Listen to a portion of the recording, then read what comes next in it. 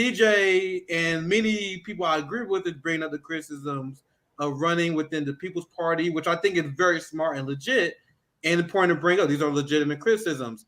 But you also see the most unserious people in politics because CJ is a strong believer in implementing the right strategy. So CJ is allowed to have the criticism of Dr. Cornel West that he has.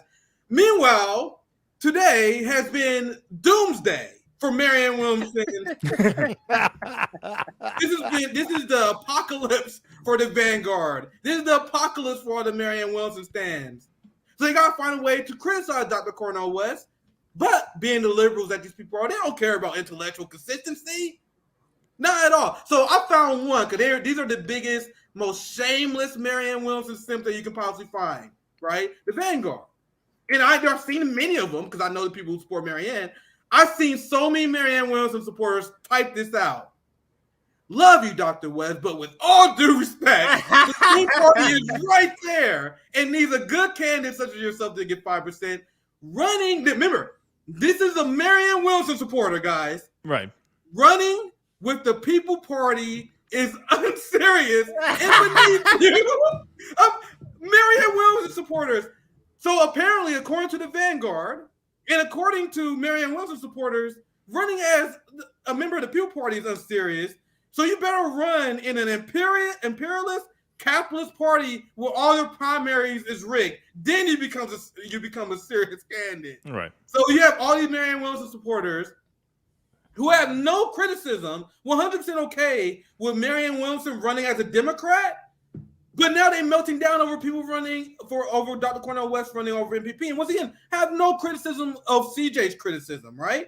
But I hate inconsistencies and double standards. So why, according to the Vanguard and the many Marianne Williamson supporters I've seen, why is this such a bad move that Dr. Cornel West run as a member of the MPP, but Marianne Williamson run as a Dem is okay?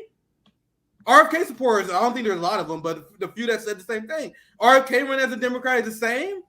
You guys see how morally inconsistent they are? Maybe, just maybe Dr. Cornel West running as a member of the MPP will be okay to the Vanguard if Dr. Cornel West invited them to their wedding, right? Right. So that's another.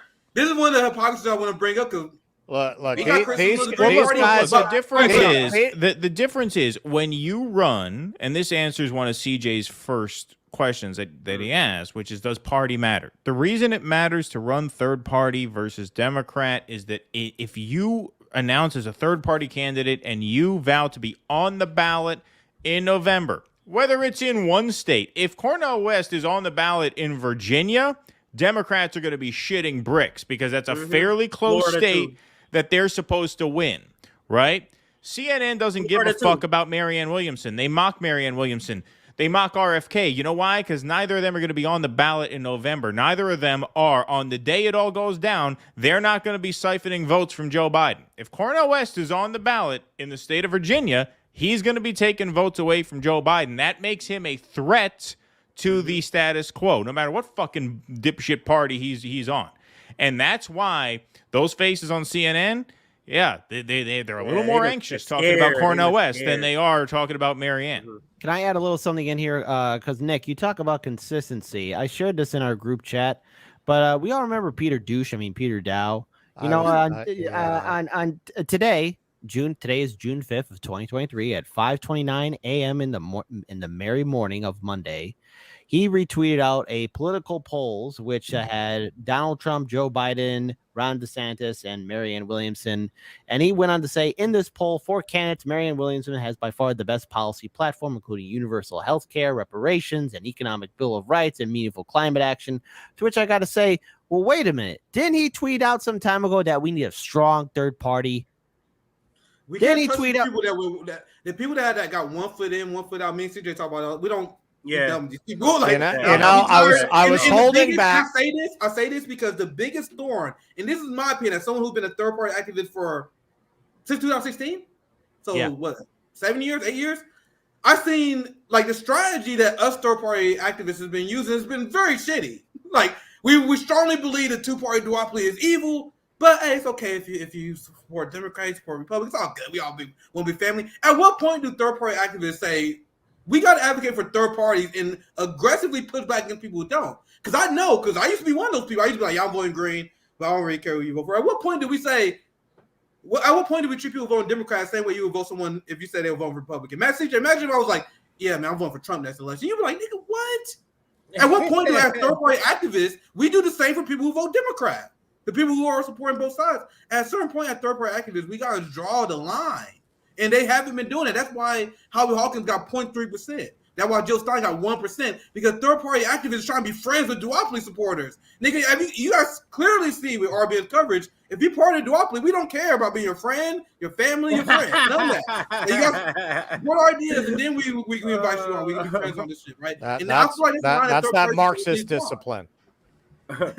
I'm gonna I've been trying to be nice because he was such a rare convert from the Hillary camp, but I got to go back to calling him Peter Douche because the other day he tweeted out such a disingenuous not really defensive Marianne, but like clearly for whatever reason she must have asked him. So this was very slippery. He used very specific language that he didn't say exactly that he was released from the NDA. He said that he was given permission to discuss the campaign. So what does that mean exactly? Yeah, and then he goes on given on a story to point out. He was given a story to put out. Exactly. But you notice he seems to be drawing the line at, I'm not going to say nice things about Marianne because he never does. He the closest he came was, yeah, there's always drama on a campaign, but he would not say, look, you can put it to bed very simply, at least in terms of what you observed. I never saw anything like that on the He wouldn't say that. Right. And everything positive. What's a cell phone in the eye between colleagues? Hey, especially a nice phone. Yeah. Sorry, go ahead. He talked about the platform. He talked about the people working on the campaign. This is what was really quite transparent bullshit to me because, the Daily Beast said 10 people quit.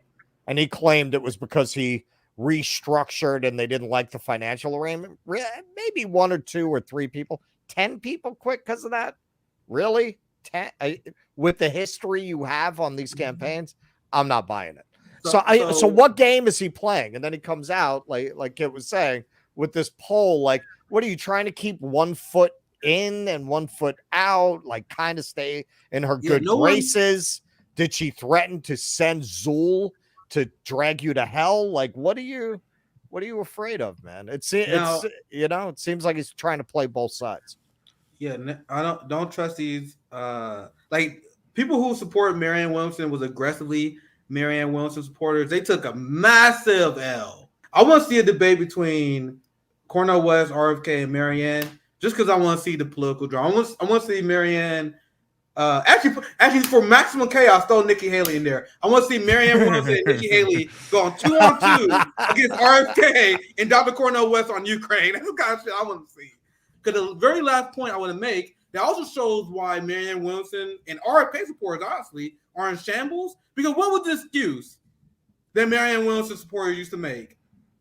Oh, man, I know she has to run as a Dem. You have no choice but to run as a Democrat. That's what Marianne Williamson supporters told themselves so they sleep at night for supporting the fascist Democratic Party. Now, I'm going to tell you guys straight up front. The people that say you have to run as a Democrat in order to get attention are people who want attention from Democrats. They are Democrats and they were praised by the club. And they don't want to leave the club. That's it at the end of the day.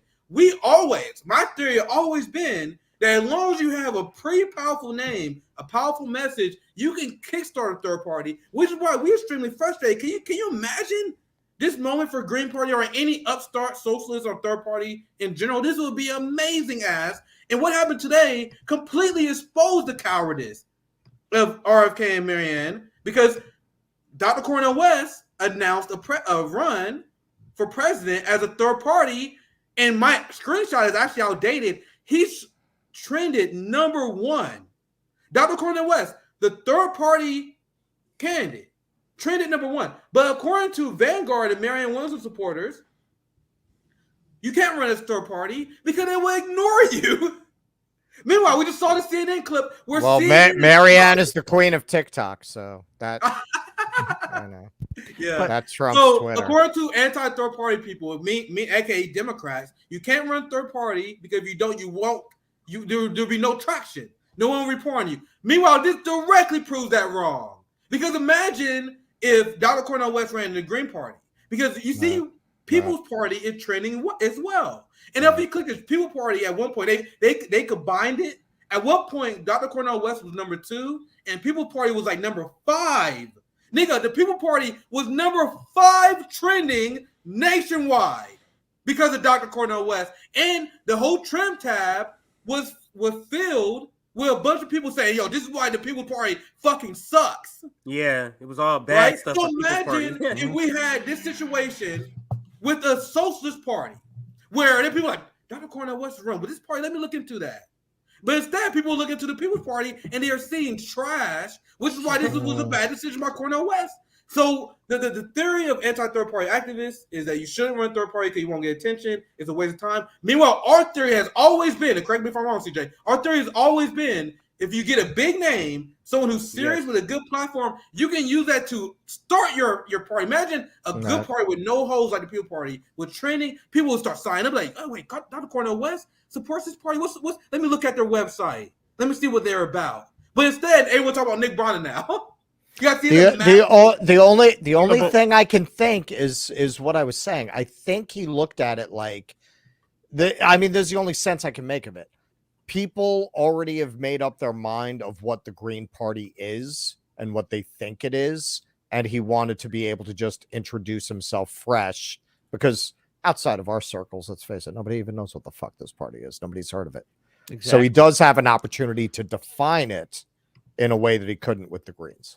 Or he'd have a very hard time doing with the Greens. I think the Green Party, I said it during our third party summit, I think the Green Party should change their fucking name. They should do a fucking relaunch. Like, they should. Relaunch. No, they absolutely should. The Howie Hawkins shit, the relaunch the party, like we talked to Jamu, Mark Kimberly's against Howie Hawkins as well. Especially among the Black caucus in the Green Party, there's a massive anti-Howie Hawkins movement, which gives me hope because I was like, man, the Green Party really fuck shit up with Howie Hawkins. So they have made that adjustment, but I think the Green Party should change their fucking name because I asked them about that during the third party summit, and they said they don't want to change their name because they want to maintain solidarity with international Greens. Nah, nigga, that shit is done. After the Ukraine war, after all the shit, the Germany Green Party, the England Green Party, no, change the fucking name, rebranch the party, relaunch the party, and that would be a success. And put back if you guys disagree, but I think if you relaunch the party, name it.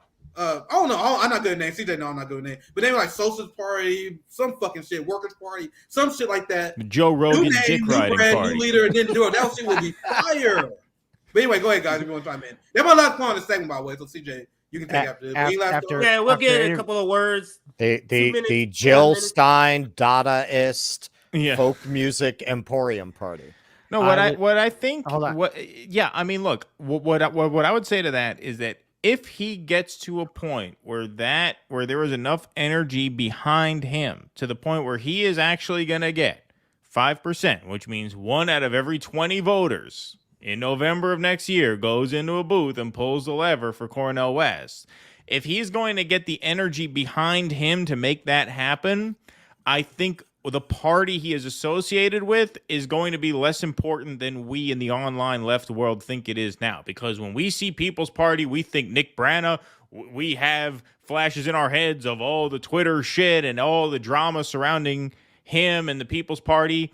You're talking about building this out to the point where you reach the general population, which doesn't know anything about any of this stuff. I think those concerns in the grand scheme of things are going to be relatively minor. Ultimately, it's on him to make the case. And in the short term, you're absolutely right. It is on the People's Party to make the case that they are worth the investment. And with the Green Party, you don't have that hurdle, which is why, yes, I would agree fully. In an ideal world, he'd have run with them. Absolutely. I don't think there's any question about that. If the Greens want to be relevant, they got to ditch Howie Hawkins. As someone who's interviewed him a few times, he is uninspiring, and he just reminds me of that chicken from Futurama that was that lawyer. He's got to go. Super Chat's terrible that night. Terrible. Horrible. but he has to, that is dog shit. Yeah. Again, the Green Party as an institution. When I spoke to Howie Hawkins way back in 2020, he was against Julian Assange. He was viewing, again, this is almost peak Russiagate. Green Party, fix your image. And maybe again to Keaton's point, if you're going to run with the Greens, you have that baggage of the Greens being crapped on by corporate media with the People's Party. Kid, I interviewed Howie Hawkins. I interviewed Howie Hawkins and CJ. You saw it, people that was there during when I you lost your soul. I interviewed Howie Hawkins. Anything about baggage with Greens, baggage with MPP. All this talk about baggage, we're talking about a very small slice of the population that even knows what this baggage is. We're talking about getting 1 in every 20 voters on election day. No, but in terms of baggage, in terms of Hawkins, in terms of all the internal politics the Hawkins I don't think this is all niche stuff. When people think Green, they think Jill Stein. Or because the Nader, media made sure of it.